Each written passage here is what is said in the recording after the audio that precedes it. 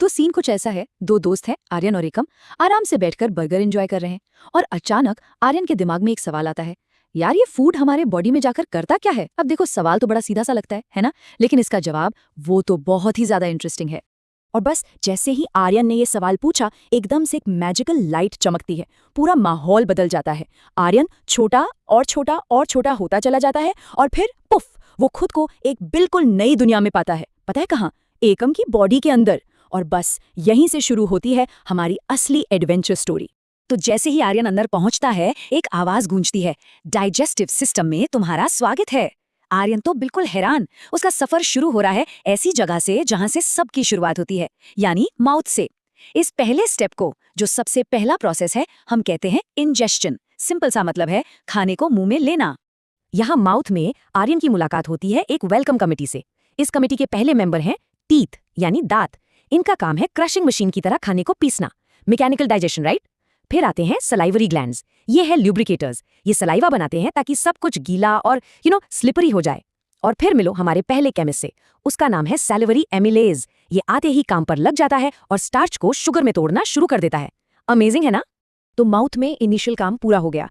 अब आर्यन की जर्नी आगे बढ़ती है, सीधे स्टमक की तरफ। वो एक लंबी सी पतली सी ट्यूब से नीचे जा रहा है, जिसे हम फूड पाइप या साइंटिफिक लैंग्वेज में ईसोफेगस कहते हैं।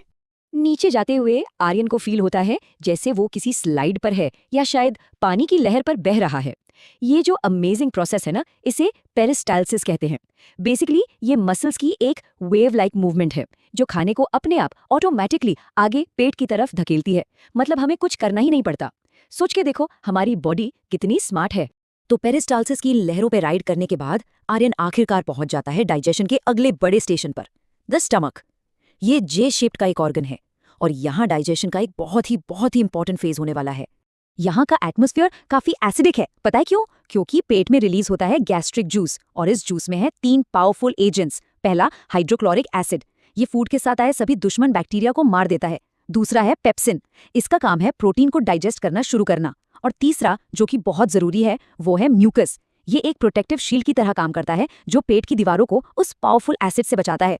ओके, तो पेट में इतनी सारी एक्शन के बाद जो बर्गर था, अब वो एक गाढ़े पल्पी एसिडिक पेस्ट जैसा बन गया है। इसको हम कहते हैं काइम।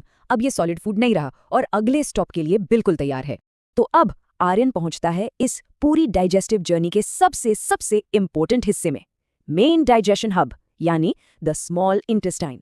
इसको छोटा मत समझना, ज्यादातर डाइजेशन और सारे न्यूट्रिएंट्स का एब्जॉर्प्शन सब कुछ यही होता है। लेकिन स्मॉल इंटेस्टाइन ये सारा काम अकेले नहीं करती। उसकी मदद के लिए एक ड्रीम टीम आती है। सबसे पहले लिवर से आता है बाइल जूस।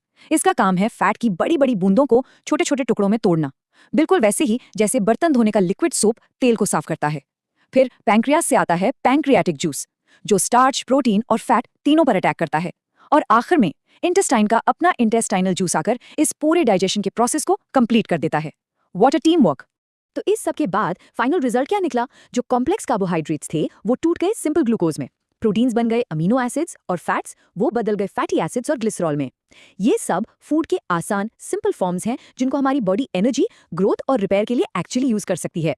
ठीक है, तो डाइजेशन तो हो गया, लेकिन अब सवाल ये है कि इन सारे जरूरी न्यूट्रिएंट्स को बॉडी के बाकी हिस्सों तक पहुंचाया कैसे जाए। यही से शुरू होता है हमारा अगला बहुत ही इंपॉर्टेंट फेज, एब्जॉर्प्शन, यानी अवशोषण।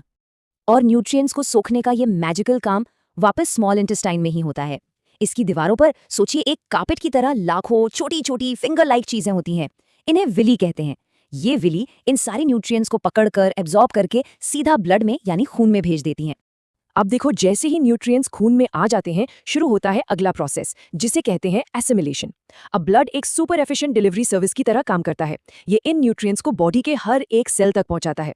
फिर सेल्स इन न्यूट्रिएंट्स को यूज करते हैं एनर्जी के लिए, ग्रोथ के लिए और बॉडी को रिपेयर करने के लिए। और हाँ, जो एक्स्ट्रा ग्लूकोज बच जाता है वो लिवर में ग्लाइकोजन बनकर स्टोर हो जाता है, एक बैकअप एनर्जी सोर्स की तरह। लेकिन उस खाने का क्या जो डाइजेस्ट नहीं हो पाया, जो वेस्ट बच गया? उसका सफर जारी रहता है लार्ज इंटेस्टाइन में। यहां कोई डाइजेशन नहीं होता। इसका मेन काम बस एक है, जो भी बचा खुचा मटेरियल है उसमें से पानी को एब्जॉर्ब कर लेना। पानी निकलने के बाद जो सॉलिड वेस्ट बचता है वो रेक्टम में स्टोर होता है और फिर एनस के जरिए बॉडी से बाहर निकल जाता है। इस फाइनल प्रोसेस को इजेशन कहते हैं। और इसी के साथ आर्यन की ये अमेजिंग जर्नी पूरी होती है। और फिर अचानक आर्यन वापस अपनी असली दुनिया में आ जाता है। एकम तो एकदम हैरान है, लेकिन आर्यन, उसके पास अब अपने सवाल का जवाब है। और देखा जाए तो आर्यन का ये एडवेंचर इस पूरे डाइजेस्टिव प्रोसेस को याद रखने का सबसे मजेदार तरीका है ना? आर्यन की कहानी से ये पांचों स्टेप्स अब एकदम क्लियर हो गए होंगे।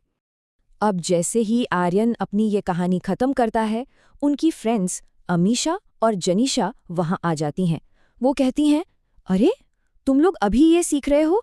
पाठक सर ने तो हमें डक स्टडी सर्कल में लास्ट वीक ही ये सब पढ़ा दिया था।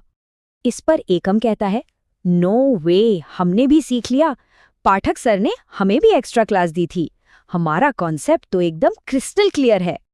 तो इन दोस्तों की तरह पढ़ाई को मजेदार और आसान बनाना बिल्कुल पॉसिबल है, दक्ष स्टडी सर्कल के साथ।